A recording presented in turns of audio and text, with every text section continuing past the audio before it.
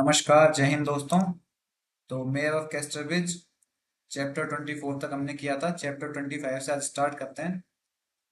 The next phase of the suppression of Henchard in Luceta's herd was an experiment in calling on her performed by Farfrae with some apparent trepidation। तो ल्यूसेटा के दिल में हैंचर्ड की जगह लेने का अगला चरण स्टार्ट होता है साहब। और वो चरण क्या था? वो चरण था फायरफ्रे को बुलाने का, एक प्रयोग करना, एक एक्सपेरिमेंट करना। जिस चीज को फायरफ्रे ने किस चीज के साथ किया था? एक अपेरेंट ट्रेपिडेशन के साथ, एक घबराहट के साथ किया था। और ये सपर सेशन का मतलब होता है एक स्थान के ऊपर दूसरी स्थान लेना, या फिर एक की जगह को दूसरी जगह से चेंज कर देना। Conventionally speaking, he conversed with both Miss Templeman and her companion। तो अगर कन्वेंशनली कहें, हम परंपरागत रूप से कहें हम, तो जो हैंचर का शागिर्द था डोनाल्ड फायरफ्रे, उसने मिस टेम्पलमैन और उनकी साथी, साथी कौन है, एलिजाबेथ जेन, उन दोनों के साथ बातचीत की थी। But in fact it was rather that Elizabeth set invisible in the room. लेकिन वास्तविकता की बात तो ऐसी है कि एलिजाबेथ उस रूम में अदृश्य बैठी थी, मतलब उसको डोनाल्ड ने नोटिस भी नहीं किया था। Donald appeared not to see her at all. Donald ने ऐसा दिखाया भी नहीं कि उसने उसको देखा था, जेन को देखा था। And answered her wise written remarks with curtly indifferent monosyllables. और जो जेन है उसकी बुद्धिमानी भरी छोटी छोटी जो टिप्पणियां थी, उनका जवाब उसने काफी उदासीन मोनोसिलेबल्स के साथ दिया था। मोनोसिलेबल्स क्या होते हैं?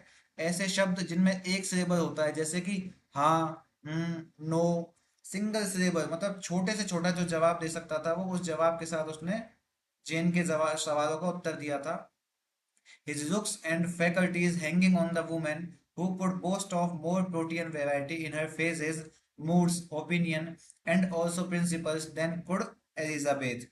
और उसकी जो निगाहें हैं वो उस महिला पे टिकी हुई थी जो कि अपने चरणों, अपने मनोदशाओं, अपने विचारों और अपने सिद्धांतों में एलिजाबेथ से कहीं अधिक प्रोटियन, प्रोटियन का मतलब होता है बहुरूपिया या बहुमुखी, बहुमुखी विविधता का दावा कर सकती थी। अर्थात ल्यूसेटा, जिसको कि अभी डोनाल्ड बहुत ज्यादा विचारशील या सिद्धांतवादी समझ रहा है, मनोदशा में स्ट्रॉन्ग समझ रहा है, उसके प्रति वो अपना ज्यादा ध्यान आकर्षित किए हुए ल्यूसेटा के प्रति, बजाय एलिजाबेथ जेन के। Lucetta had persisted in dragging her into the circle. Lucetta ने उसे उसे किसे, जेन को, उस घेरे में, उस वार्तालाप के दौरान घसीटने का प्रयास किया। But she had remained like an awkward third point which that circle would not touch. लेकिन वो एक अजीब तीसरे बिंदु की तरह बनी रही, जिसे वो घेरा, वो घेरा कौन सा जो कि लूसेटा बनाना चाह रही थी, वो घेरा उस जेन को, लड़की को छू नहीं सका। मतलब लूसेटा ने बीच बीच में कोशिश भी की जेन को वार्तालाप में शामिल करने की, लेकिन ऐसा हो नहीं पाया, जेन उस बातचीत में शामिल हो नहीं पाई। Susan Henchard's daughter bore up against the frosty ache of the treatment, as she had borne up under worse things, and contrived as soon as possible to get out of the inharmonious room without being missed। तो सूजन हेंचर्ड की बेटी ने उपचार के दौरान होने वाले उस दर्द को सहन किया, जैसा कि उसने इससे भी बदतर परिस्थितियों में सहन किया था। और बिना किसी को याद आए या बिना किसी के द्वारा मिस किए गए, वो जल्द से जल्द उस बेसुरे कमरे से बाहर निकलने की कोशिश करने लगी। The Scotchman seemed hardly the same Farfrae who had danced with her and walked with her in a delicate poise between love and friendship, that period in the history of a love when alone it can be said to be unalloyed with pain। तो वो जो Scottish व्यक्ति था, वो बिल्कुल भी वो वाला फायरफ्रे नहीं लग रहा था जिसने उसके साथ डांस किया था। और उनके बीच में प्यार और दोस्ती का एक बड़ा नाजुक संतुलन था, एक ऐसे प्यार के इतिहास में जब अकेले में दर्द से उसको अछूता कहा जा सकता था, अनअलॉयड कहा जा सकता था। अर्थात जब उसकी जिंदगी में प्रेम का कोई एहसास नहीं था, उस समय उसने जेन के साथ में कितना अच्छा व्यवहार किया था, डांस वांस किया था उसके साथ में, प्यार से बातचीत की थी, मित्रतापूर्ण व्यवहार किया था। और ऐसा व्यवहार आज बिल्कुल भी नहीं दिखाई देता है। She stoically looked from her bedroom window and contemplated her fate as if it were written on the top of the church tower hard by। वो अपने बेडरूम की खिड़की से बाहर देखती रही और अपने भाग्य के ऊपर विचार करती रही, जैसे कि उसका भाग्य चर्च के टावर के ऊपर लिखा हुआ हो। Yes, she said at last, bringing down her palm upon the still with a pat। He is the second man of that story she told me. और उसके बाद में उसने कहा हाँ, अपनी हथेली को खिड़की की चौखट पर थपथपाते हुए उसने कहा कि वो उस कहानी का दूसरा आदमी है जो कि उसने मुझे बताई थी। दूसरा आदमी कौन है? डोनाल्ड है। और किसने बताई थी? ल्यूसेटा ने बताई थी। All this time, Henchard's smoldering sentiments toward Rosetta had been fanned into higher and higher inflammation by the circumstances of the case. इस पूरे टाइम में रोसेटा के प्रति हेंचर्ड की जो भावनाएं थी, वो सुलगती हुई भावनाएं जो थी, वो उन परिस्थितियों की वजह से और ज्यादा भड़क उठी। He was discovering that the young woman for whom he once felt a pitying warmth, which had been almost chilled out of him by reflection, was when now qualified with a slight inaccessibility and a more matured beauty, the very being to make him satisfied with life. उसे इस बात का एहसास हो रहा था कि जिस युवती के लिए, जिस महिला के लिए वो कभी अपने मन में दया की भावना रखता था, जो कि उसके अंदर अब लगभग ठंडी सी हो चुकी थी, वो अब थोड़ी सी मुश्किल और अधिक परिपक्व सुंदरता के साथ वो वही लड़की है जो उसके जीवन को उसे संतुष्ट कर सकती है। मतलब किसके जीवन को संतुष्ट कर सकती है? हेंचर्ड के जीवन को संतुष्ट कर सकती है। वो वही लड़की है लूसेटा। पर वो भी जानता है इस बात को कि अब लूसेटा उसको मिलने वाली नहीं है। पर वही है ना कि उम्मीद तो रहती है इंसान को एक, और जैसे तैसे करके वो अपने मन को इस चीज को समझा रहा है, बहला फुसला रहा है। Day after day proved to him by her silence that it was no use to think of bringing her round by holding aloof, so he gave in and called upon her again, Elizabeth Jane being absent. तो दिन ब दिन उसकी चुप्पी से, लूसेटा की चुप्पी से उसे यह साबित होता जा रहा था, किसे? हेंचर्ड को यह साबित होता जा रहा था कि उसे अलग थलग करके उसे अपने पक्ष में करने के बारे में सोचना बेकार है। इसलिए उसने हार मान ली और एलिजाबेथ जेन की अनुपस्थिति में उसे फिर से बुलाया।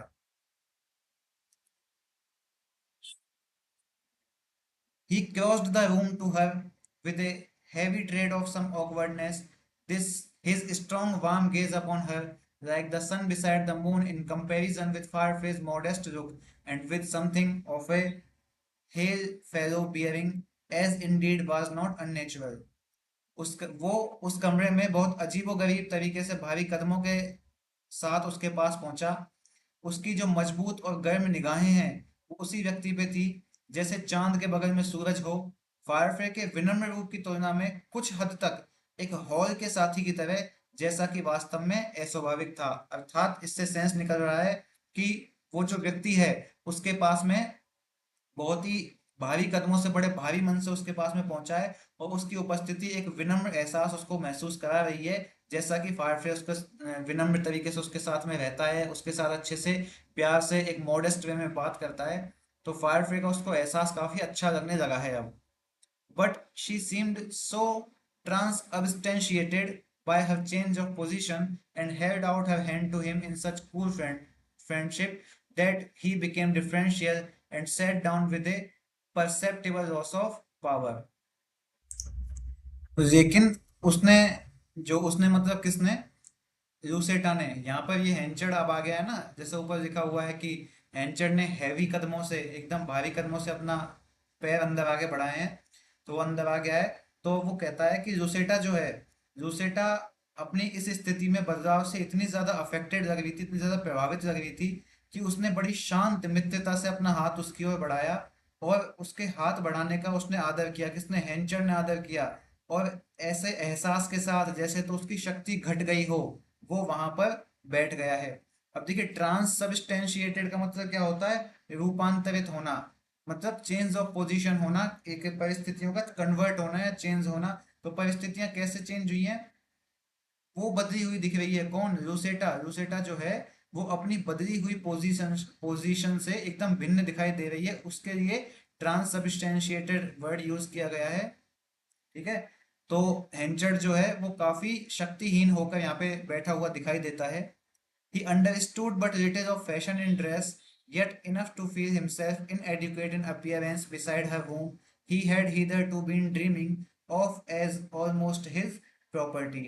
तो जो हेंचर्ड है वो कपड़ों के फैशन के बारे में काफी कम जानता था, फिर भी इतने होने के बावजूद भी वो खुद को उसके सामने दिखाने में अपर्याप्त सा महसूस करता था, जिसे वो अब तक अपनी संपत्ति के रूप में देखता रहा था। उस महिला को जिसे वो अब तक अपनी संपत्ति मानता था, लूसेटा को, उस महिला के सामने भी वो कपड़ों में, अच्छे कपड़े पहनकर आने में खुद को अपर्याप्त महसूस कर रहा है, मतलब उसका ड्रेसिंग सेंस बहुत अच्छा नहीं है लूसेटा के संदर्भ में।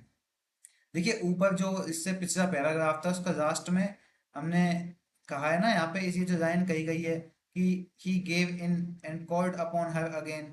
यहाँ पे इसके ये सिद्ध होता है इस चीज को कि समय दिन पर दिन गुजर गए थे और लूसेटा की तरफ से कोई जवाब नहीं था, इसलिए हैंचर ने सोचा था कि क्यों ना उससे मिला जाए। लेकिन उससे पहले लूसेटा ने ये बात सोच ली और उसको बुला लिया उस समय जब एलिजाबेथ घर पर नहीं थी, और उसके बाद की सिचुएशन हम आगे डिस्कस कर ही रहे हैं।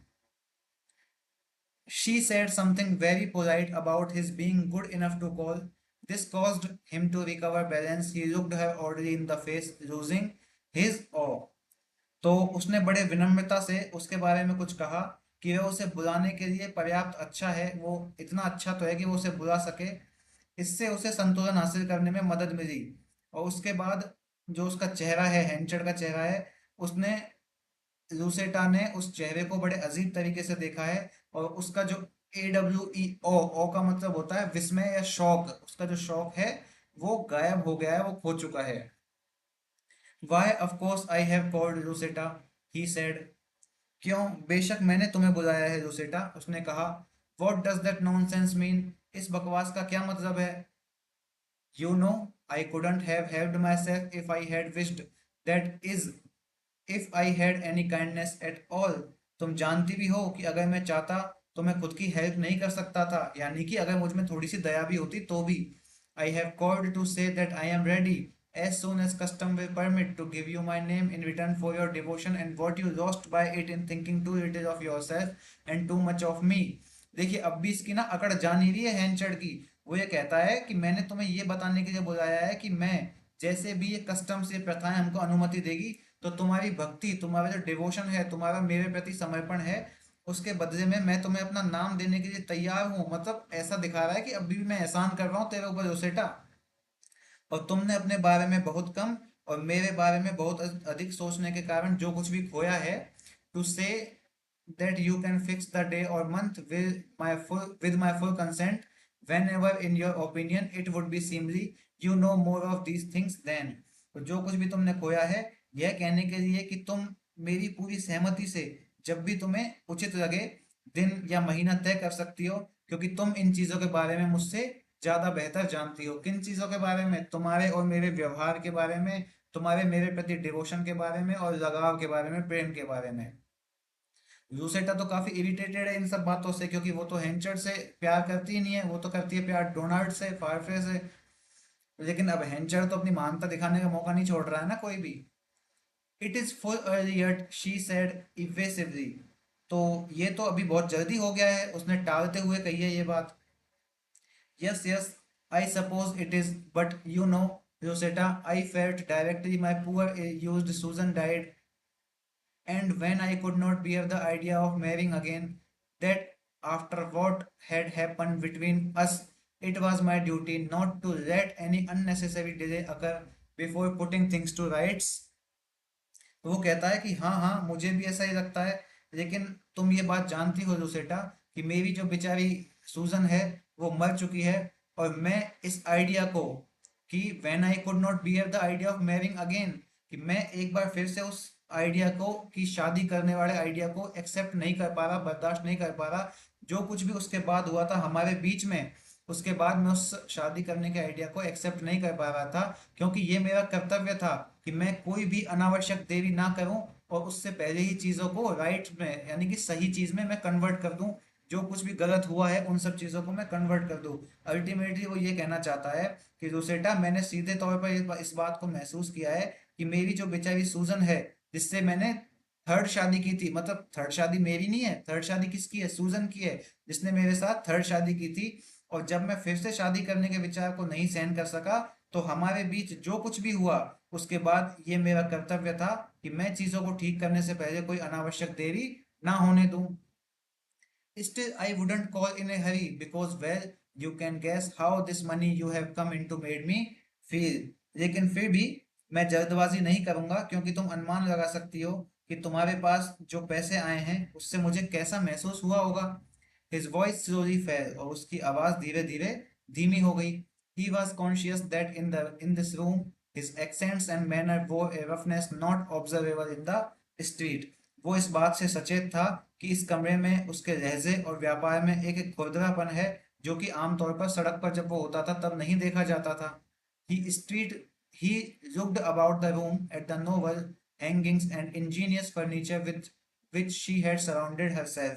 उसके बाद उसने रूम के अंदर चारों ओर नए नए हैंगिंग्स, लटकनों को देखा है, जो सजावट का सामान होता है वो सबको देखा है, और साथ ही साथ वो इंजीनियस शानदार बना हुआ फर्नीचर देखा है जिससे कि वो चारों ओर से घिरी हुई थी जूसेटा।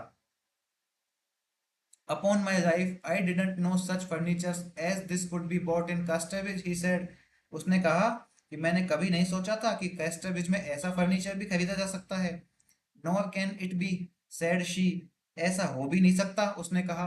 Nor will it till 50 years more of civilization have passed over the town. It took a wagon and 4 horses to get it here. और नहीं ऐसा तब तक होगा जब तक सभ्यता के और 50 साल इस शहर से नहीं गुजर जाते, क्योंकि इसे यहाँ तक लाने के लिए एक गाड़ी और 4 घोड़े लगे थे। इतना शानदार फर्नीचर है, इतना भारी हैवी फर्नीचर है ये, कि इसको यहाँ पे लाने के लिए एक गाड़ी और 4 घोड़ों की आवश्यकता थी। Hmm. It looks as if you were living on capital. हाँ, ऐसा लगता है जैसे आप तो कैपिटल पे, यानी कि पैसे ही पैसे पे जी रही हो। Oh no I am not, अरे नहीं नहीं, ऐसा तो कुछ नहीं है। So much the better, but the fact is your setting up like this makes my beaming towards your rather awkward. बहुत अच्छी बात है, लेकिन सच तो यह है कि आपके इस तरह से पेश आने से मेरा आपकी ओर देखना थोड़ा सा ऑकवर्ड हो जाता है, अजीब हो जाता है। वाई, क्यों? An answer was not really needed and he did not furnish one. तो वास्तव में जवाब की कोई आवश्यकता थी नहीं, और उसने कोई जवाब दिया भी नहीं। Well, he went on, there is nobody in the world I would have wished to see enter into this wealth before you, Lucetta, and nobody, I am sure, who will become it more. तो वो कहता है कि ठीक है, दुनिया में ऐसा कोई नहीं है जिसे मैं तुमसे पहले इस दौलत के अंदर प्रवेश करते हुए देखना चाहता, जोसेटा, और कोई भी नहीं है, और मुझे यकीन है कि कोई भी ऐसा व्यक्ति है नहीं जो इससे आगे बढ़ेगा। He turned to her with congratulatory admiration, so fervid that she shrank somewhat, notwithstanding that she knew him so well. उसने बधाई से भरे हुए अंदाज में लूसेटा की ओर देखा, इतनी तीव्र प्रशंसा करी उसकी कि वो कुछ हद तक तो शर्म से सिकुड़ गई, श्रैंक हो गई। हालांकि वो उसको अच्छी तरीके से जानती थी, हैंचर्ड को। वो इस बात को समझ तो रही थी कि अब ये शुगर कोट कर रहा है, अब ये बटरिंग कर रहा है, मतलब मक्खन लगा रहा है मेरे को, कि मैं किसी ना किसी तरीके से इससे पट जाऊं और इससे शादी कर लूं, और इससे इसका ओहदा जो है वो समाज में फिर से ऊंचा हो जाएगा। लेकिन अब लूसेटा उसके जाल में आने वाली नहीं है। I am greatly obliged to you for all that, said she, rather with an air of speaking ritual. मैं इन सब के लिए, इन तारीफों के लिए आपकी बहुत आभारी हूँ, उसने कुछ हद तक औपचारिकता के अंदाज में कहा। The instinct of reciprocal feeling was perceived, and Henchard showed chagrin at once. Nobody was more quick to show that than he. और इसके बाद में वो जो माहौल है उसके अंदर एक पारस्परिक भावना, रेसिप्रोकल भावना, रेसिप्रोकल होता है मेरा आपके लिए, आपका मेरे लिए, एक परस्पर व्यवहार। तो इसके बाद उनमें एक पारस्परिक भावना की कमी महसूस हुई, और हैंचर ने तुरंत निराशा व्यक्त की, और उसने कहा कि कोई भी व्यक्ति इसे दिखाने में उससे अधिक तेज नहीं था। किसे दिखाने में? फर्नीचर को दिखाने में। किससे अधिक तेज नहीं था? लुसेटा से अधिक तेज नहीं था। You may be obliged or not for it, though the things I say may not have the polish of what you have lately learned to expect for the first time in your life. They are real, my lady Lucetta. तो वो कहता है कि आप इसके लिए आभारी हो सकती हैं या नहीं ये तो मैं नहीं जानता, हालांकि मैं जो कुछ कह रहा हूँ उसमें वो चमक नहीं है जिसकी उम्मीद आपने हाल ही में अपने जीवन में पहली बार की है, लेकिन वो सब चीज़ें वास्तविक हैं, मेरी lady Lucetta, my dear Lucetta, सम्मानजनक तरीके से लुसेटा को बुला रहा है वो। That's rather a rude way of speaking to me, pouted Lucetta with stormy eyes. तो ये मुझसे बात करने का काफी असभ्य तरीका है, लुसेटा ने काफी गुस्से भरिया, स्टॉर्मी तूफानी आंखों से कहा। Not at all, replied Henchard hotly. बिल्कुल नहीं, हैंचर्ड ने गर्मजोशी से जवाब दिया। But there there I don't wish to quarrel with thee, लेकिन मैं तुमसे झगड़ा नहीं करना चाहता। I come with an honest proposal for silencing your Jersey enemies and you ought to be thankful. मैं तुम्हारे जो जर्सी के दुश्मन हैं उनको चुप कराने के लिए एक ईमानदारी से भरा हुआ प्रस्ताव लेके आया हूँ और तुम्हें इसके लिए थैंकफुल होना चाहिए, आभारी होना चाहिए। How can you speak so? She answered, firing quickly. तुम ऐसा बोल भी कैसे सकते हो? उसने जल्दी से जवाब दिया। Knowing that my only crime was the indulging in a foolish girl's passion for you with too little regard for correctness, and that I was what I call innocent all the time they called me guilty. You ought not to be so cutting. तो अब इस बात का मतलब समझिए आप कि ultimately सिद्ध ये चीज हो रही है हैंचर्ड की बातों से कि एक तरीके से पोलाइट वे में हैंचर्ड लुसेटा को धमकाने की कोशिश कर रहा है मुझसे खुद से शादी करने के लिए। तो वो कहता है, लड़की कह रही है उसकी बात का जवाब देते हुए कि यह जानते हुए कि मेरा एकमात्र अपराध यह था कि मैंने एक मूर्ख लड़की की तरह तुम्हारे प्रति वासना में प्रेम में लिप्त होकर सही गलत का बिल्कुल भी ध्यान नहीं रखा, और यही कि मैं वही हूँ जिसे मैं हमेशा निर्दोष कहती हूँ जबकि वो मुझे दोषी कहते हैं। तो आपको अपने व्यवहार में इतना कटिंग या कठोर नहीं होना चाहिए, कटु नहीं होना चाहिए। I suffered enough at that worrying time when you wrote to tell me of your wife's return and my consequent dismissal, and if I am a little independent now, surely the privilege is due to me. उस चिंताजनक समय में मैंने बहुत कुछ सहा था जब आपने मुझे अपनी पत्नी की वापसी और उसकी वजह से मेरी बर्खास्तगी, मतलब मुझे जाने के, अपनी जिंदगी से जाने के बारे में लेटर लिखा था। और अब अगर मैं थोड़ी सी भी स्वतंत्र हूँ तो निश्चित रूप से ये जो प्रिविलेज है, ये जो विशेषाधिकार है, ये मेरा स्वयं का है। Yes it is, he said. हाँ बिल्कुल ऐसा ही है, उसने कहा। But it is not by what is in this life, but by what but by what appears that you are judged. लेकिन इस जीवन में जो है उससे नहीं, बल्कि जो दिखता है उससे तुम्हारा मूल्यांकन होता है, उससे तुम्हें जज किया जाता है। मतलब जो है वो नहीं देखती दुनिया, जैसे आप दिखते हो ना उससे तुम्हें जज किया जाता है। And I therefore think you ought to accept me, और इसलिए मुझे लगता है कि तुम्हें मुझे स्वीकार कर लेना चाहिए। For your own good name's sake, तुम्हारे खुद के अच्छे नाम के खातिर। What is known in your native Jersey may get known here, जो आपके मूल जर्सी में जाना जाता है वो यहाँ भी जाना जा सकता है। How you keep on about Jersey, I am English. तुम जर्सी के बारे में कैसे बात कर रहे हो? मैं तो एक इंग्लिश मैन हूँ, अंग्रेज हूँ। मतलब लड़की कह रही है इस बात को, मैं तो इंग्लिश हूँ। Yes yes, well what do you से टू माई प्रपोजल। हाँ हाँ ठीक है, पर तुम मेरे प्रस्ताव पे क्या कहती हो? For the first time in their acquaintance Lucetta had the move and yet she was backward. और अपने एक्वेंटेंस में, अपने परिचय में पहली बार लुसेटा ने ये कदम उठाया और वो थोड़ी सी पिछड़ी हुई थी, मतलब थोड़ी सी पीछे पिछड़ी हुई सोच का सा प्रदर्शन किया उसने। For the present let things be, फिलहाल तो सब कुछ ऐसे ही रहने दो। She said with some embarrassment, उसने कुछ शर्मिंदगी के साथ कहा। Treat me as an acquaintance and I will treat you as one, मुझे एक परिचित व्यक्ति की तरह ट्रीट करो और मैं भी तुम्हें वैसे ही ट्रीट करूंगी। टाइम विल, समय बीत जाएगा। शी स्टॉप्ड, वो रुक गई। And he said nothing to fill the gap for a while, there being no pressure of half acquaintance to drive them into speech if they were not minded for it। और उसने कुछ देर के अंतराल के लिए, भरने के लिए कुछ नहीं कहा। उनके मतलब अंतराल से यहाँ पे सेंस है कि फिर वो दोनों चुप हो गए और उस शांति के गैप को भरने के लिए दोनों ने कुछ भी नहीं कहा, क्योंकि आधे एक्वेंटेंस होने का, आधे परिचित होने का उन पर कोई दबाव नहीं था जो कि उन्हें बोलने के लिए मजबूर कर सके, अगर वे इसके लिए तैयार नहीं थे तो। That's the way the wind blows is it, हवा इसी तरह बहती है ना? He said at last grimly, उसने आखिर गंभीरता से कहा। Nodding an affirmative to his own thoughts, और अपने ही विचारों पर हाँ में सर हिलाया। A yellow flood of reflected sunlight filled the room for a few instants, तो कुछ पलों के लिए कमरे के अंदर सूर्य की जो परावर्तित पीली किरणें हैं वो भर गई। It was produced by the passing of a load of newly trussed hay from the country in a wagon marked with Farfrae's name.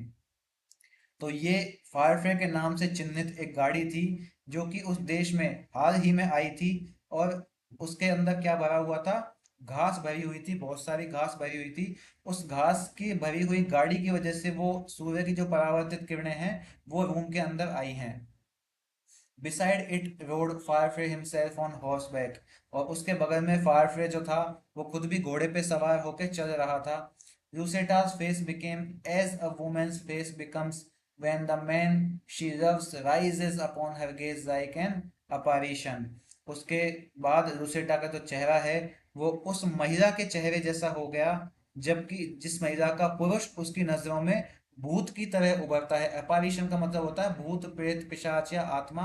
तो जिस महिला की नजरों में उसका जो प्रेमी है वो एक भूत की तरह, एक आत्मा की तरह उभरता है ना, लूसेटा का चेहरा भी उसी महिला के जैसा हो गया। A turn of the eye by Henchard, a glance from the window, and the secret of her inaccessibility would have been revealed. लूसेटा की एक नजर खिड़की के पास से और उसकी दुर्गमता का रहस्य खुल जाता, इनएक्सेसिबिलिटी का जो रहस्य खुल जाता।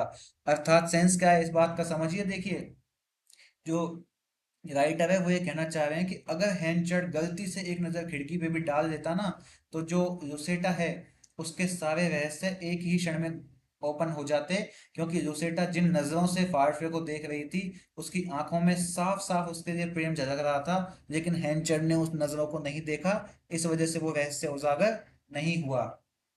But Henchard, in estimating her tone, was looking down so plumb straight that he did not note the warm consciousness upon Luceta's face.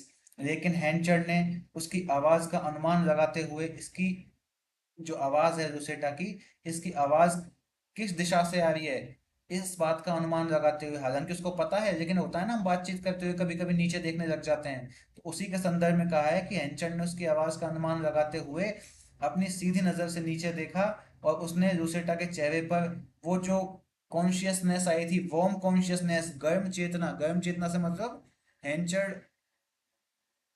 के वहां पर बैठे रहने के बावजूद डोनाल्ड को देखकर जो लुसेटा के चेहरे पे गर्म चेतना, एक प्यार भरा एहसास आया था, वो हेंचर ने नोटिस नहीं किया। I shouldn't have thought it, I shouldn't have thought it of women. मुझे ऐसा नहीं सोचना चाहिए था, मुझे महिलाओं के बारे में ऐसा नहीं सोचना चाहिए था। He said emphatically by and by, rising and shaking himself into activity, while Lucetta was so anxious to divert him from any suspicion of the truth that she asked him to be in no hurry. उसने जोर देकर कहा कि धीरे धीरे उठकर और फिर खुद को हिलाकर वो काम करने लगा। हेंचर्ड ऐसा दिखा रहा है कि वो व्यस्त हो गया किसी चीज में, जबकि लुसेटा उसे सच्चाई के किसी भी संदेह से दूर रखने के लिए बिल्कुल उत्सुक हो गई थी एकदम, और इसलिए उसने हैंचर्ड से जल्दी ना करने के लिए कहा।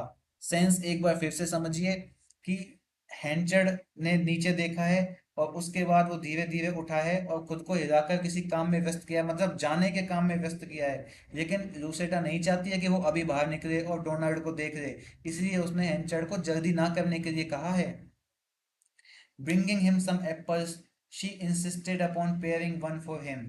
और उसके लिए कुछ सेब लाकर उसने अपने लिए हैंचर्ड से एक सेब काटने पर या छीलने पर जोर दिया है, मतलब हैंचर्ड से विनती करिए कि एक सेब मेरे लिए भी काट दो। He would not take it. No, no, such is not for me, he said drily and moved to the door. At going out, he turned his eye upon her. वो सेब को लेने के लिए तैयार नहीं हुआ और वो कहता है कि नहीं नहीं, मुझे ये नहीं चाहिए, उसने रूखेपन से कहा, और दरवाजे की ओर बढ़ गया। बाहर जाते समय उसने अपनी नजर लुसेटा पे घुमाई। You came to live in Casterbridge entirely on my account, he said. तुम कैस्टरविच में रहने के लिए पूरी तरह से मेरी वजह से आई हो ना, उसने कहा। Yet now you are here, you won't have anything to say to my offer. और लेकिन अब जब तुम यहाँ हो तो तुम्हारे पास मेरे प्रस्ताव पर कहने के लिए कुछ भी नहीं है। He hardly gone down the staircase when she dropped upon the sofa and jumped up again in a fit desperation. वो अभी सीढ़ियों से नीचे उतरा ही पड़ा था कि जो लुसेटा है वो हताशा में फिर से सोफे पर गिर पड़ी। आई विल लव हिम, मैं उससे प्यार करूंगी। शी क्राइड पैशनेटली, वो भावुक होकर बोली। एज फॉर हिम, क्योंकि उसके लिए, he is hot tempered and stern and it would be madness to bind myself to him knowing that. वो गुस्से और सख्त है, यह जानते हुए भी उससे खुद को बांधना मेरे लिए पागलपन होगा। I won't be a slave to the past, I will love where I choose. मैं पास्ट की, इतिहास की, अतीत की गुलाम नहीं बनूंगी, मैं जहां चाहूंगी वहां प्यार करूंगी। Yet, having decided to break away from Henchard, one might have supposed her capable of aiming higher than Firefly. फिर भी हैंचर्ड से अलग होने का फैसला करने के बाद कोई भी व्यक्ति यह मान सकता था कि वो फायरफ्ले से भी ऊंचे लक्ष्य को प्राप्त करने में सक्षम है। वो कौन? लूसेटा। इतनी एक सम्माननीय महिला बन चुकी है मिस टेम्पलमैन के नाम से वो कैस्टरविज में, कि वो हैंचर्ड और फायरफ्ले तो क्या, उनसे भी ज्यादा बड़े लोगों को प्राप्त करने में सक्षम है। बट लूसेटा रीजनड नथिंग, लेकिन लूसेटा ने कोई तर्क नहीं दिया। She feared hard words from the people with whom she had been earlier associated। वो उन लोगों के कठोर शब्दों से डरती थी जिनके साथ वो पहले से जुड़ी हुई थी। She had no relatives left, उसके कोई रिश्तेदार नहीं बचे थे। And with native lightness of heart took kindly to what fate offered, और उसने अपने दिल की सहजता के साथ अपने भाग्य को सहर्ष खुशी के साथ स्वीकार किया था। Elizabeth Jane, surveying the position of Lucetta between her two lovers from the crystalline sphere of a straightforward mind, did not fail to perceive that her father, as she called him, and Donald Firefly became more desperately enamored of her friend every day. Elizabeth Jane, जो कि अपने दो प्रेमियों के बीच लूसेटा की स्थिति का, उसके दिमाग का एकदम अच्छे से सर्वेक्षण कर पा रही थी, इस बात को समझने में वो फेल नहीं हुई है। कौन? जेन। इस बात को समझने में फेल नहीं हुई है वो लूसेटा के दिमाग का इंस्पेक्शन करने करने के लिए, कि उसका पिता, जैसा कि वो उसे बुलाती है, और डोनाल्ड फारफ्रे, ये दोनों ही हर दिन लूसेटा के प्रेम के प्रति, उसके प्रति और अधिक प्यार से और अधिक डेस्परेटली इनेमर्ड होते जा रहे थे। डेस्परेटली इनेमर्ड का मतलब है बहुत जबरदस्त मोहग्रस्त, उसके मोह में पड़ते जा रहे थे। पूरी बात का सेंस ये है कि लूसेटा को सर्वे करते हुए, लूसेटा को ध्यान से देखते हुए, उसका सर्वेक्षण करते हुए जो जेन है, वो इस बात को समझने में बिल्कुल भी फेल नहीं हुई है कि हैंचर्ड और डोनाल्ड दोनों का मोह दिन प्रतिदिन लूसेटा के प्रति बढ़ता ही जा रहा है। On Farfrae's side, it was the unforced passion of youth. Farfrae के पक्ष में ये जो चीज थी, ये युवावस्था का एक अनफोर्स्ड पैशन था, एक बिना दबाव का जुनून था, क्योंकि वो जवानी में था अपनी में। मतलब वो, इस बात को समझिए आप, एक डीप मीनिंग है इस बात का कि फायरफ्ले की क्या वजह थी लूसेटा के प्रति प्रति आकर्षित होने की, कि भाई जेन का तो पत्ता कट ही गया था, तो फायरफ्ले चूंकि वो अपनी युवावस्था में, अपनी जवानी में है, तो उसकी भी कुछ नीड है। तो उस युवावस्था के जोश के अंदर वो लूसेटा के प्रति आकर्षित हो चुका था। जबकि हैंचर्ड का वो बता रही है, on Henchard's the artificial stimulated coveting of maturer age. लेकिन हैंचर्ड के पक्ष में अगर बात करी जाए, तो उसकी परिपक्व उम्र की जो आर्टिफिशियल स्टिमुलेशन है, उसकी जो कृत्रिम रूप से उत्तेजित लालसा है ना, वो उसको लूसेटा के प्रति आकर्षित कर रही है। दोनों का सेंस क्या है? हैंचर्ड तो इसलिए आकर्षित हो रहा है क्योंकि उसकी जो परिपक्व उम्र है, उसकी जो मैच्योर्ड एज है, उसके अंदर उसे एक ऐसा साथी चाहिए जो कुलीन हो, जिसके साथ होने से समाज में उसका रुतबा और बढ़ सके। वहीं फायरफ्रे को उसकी नीड क्यों है? क्योंकि वो अभी जवानी के जोश में है, और उसकी भी कुछ फिजिकल नीड्स हो सकती हैं। इस वजह से वो लूसेटा के प्रति बहुत ज्यादा आकर्षित है। और लूसेटा, ऑब्वियस सी बात है, एक बड़े घर की मालिक है, और काफी पैसे वाली भी हो गई है इस समय मिस टेम्पलमैन के नाम से। तो ऑब्वियस सी बात है कोई भी व्यक्ति उससे अट्रैक्ट होगा। या सुंदर तो वो दिखाई गई है, स्टार्टिंग में ही दिखाया था हमको जब वो दोनों, जेन और लूसेटा, ग्रेवयार्ड में खड़े हुए थे। The pain she experienced from the almost absolute obliviousness to her existence that was shown by the pair of them became at times half dissipated by her sense of its humorousness। अपने अस्तित्व के प्रति लगभग पूर्ण दुखद पीड़ा जो उसे महसूस हुई है, किसको? जेन को। जो कि उन दोनों ने दिखाई थी। किन दोनों ने? हैंचर्ड ने और फायरफ्ले ने दिखाई थी। वो कभी कभी, उसका जो हास्य बोध था, ह्यूमरसनेस थी, कॉमेडियस जो मूड था उसका, उस चीज से वो दूर हो जाती थी। अर्थात ये कहना चाह रही है कि जो जेन है, उसके मन में उन दोनों आदमियों की वजह से जो उत्पन्न दुख हुआ था, एंचर्ड की वजह से भी और डोनाल्ड की वजह से भी, जो दुख है एलिजाबेथ जेन के मन में उत्पन्न हुआ था, वो दुख एलिजाबेथ के ह्यूमरस होने से, मतलब एक कॉमेडियस मैनर वाली लड़की होने से कभी कभी दूर हो जाया करता था। When Rosetta had pricked her finger, they were as deeply concerned as if she were dying. और जब जोसेटा ने उसकी उंगली में चुभन महसूस की तो वो इतनी ज्यादा चिंतित चिंतित हो गई थी कि ऐसा लग रहा था मानो वो मर रही हो।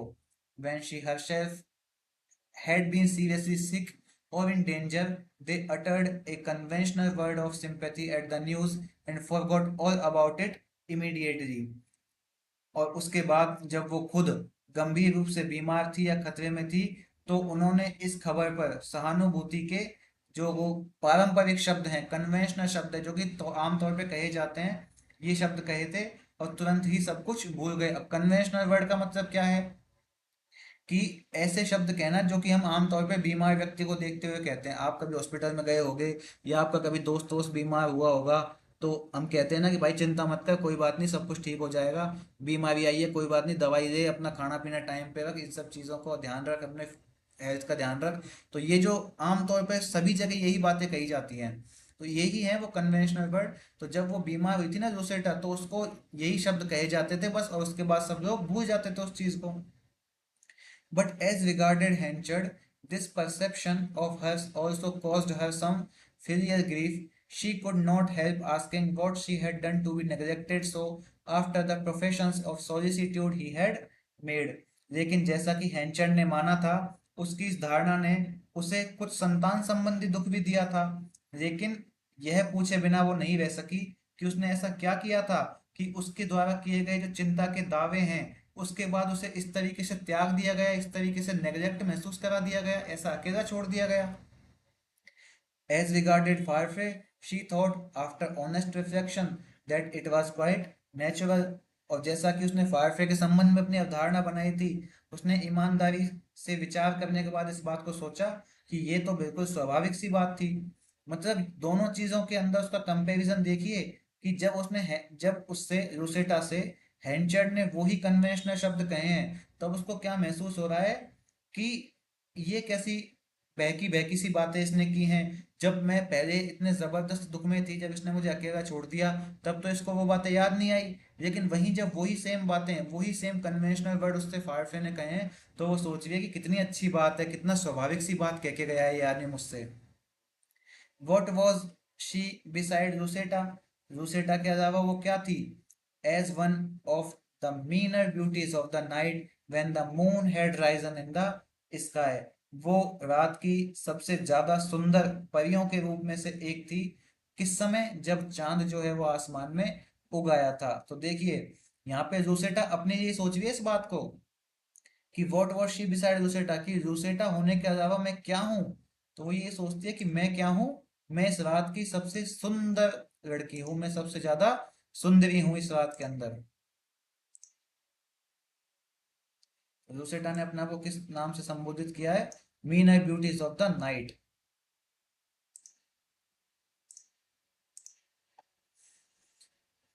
She had learned the lesson of renunciation and was as familiar with the wreck of each day's wishes as with the diurnal setting of the sun। उसने त्याग का पाठ सीख लिया था और वो हर दिन की इच्छाओं के विनाश से उतनी ही परिचित थी जितना कि सूर्यास्त से। अब यहाँ किसकी बात हो रही है? ये बात हो रही है जेन की, कि जेन जो है उसने जीवन में अब त्याग करने का जो पाठ था वो सीख लिया था और वो हर दिन की इच्छाओं को मारती जा रही थी दिन पर दिन। जैसे कि हर दिन सूर्यास्त होता है ना, उसी तरीके से वो हर दिन सूर्यास्त की तरह अपनी इच्छाओं को अस्त करती जा रही थी।